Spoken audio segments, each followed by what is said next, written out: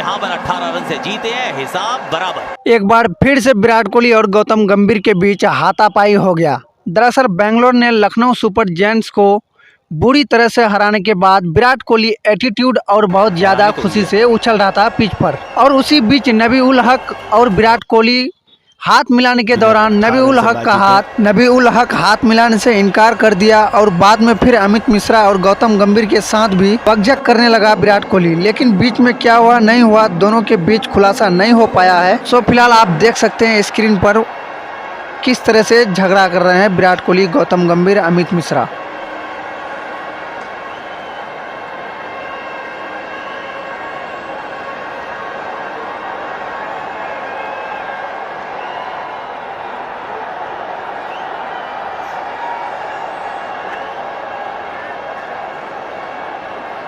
मुकाबला जीत गई है आरसीबी।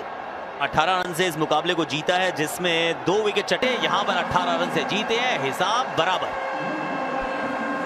जी बिल्कुल, वहां पर 1 विकेट से हारे थे।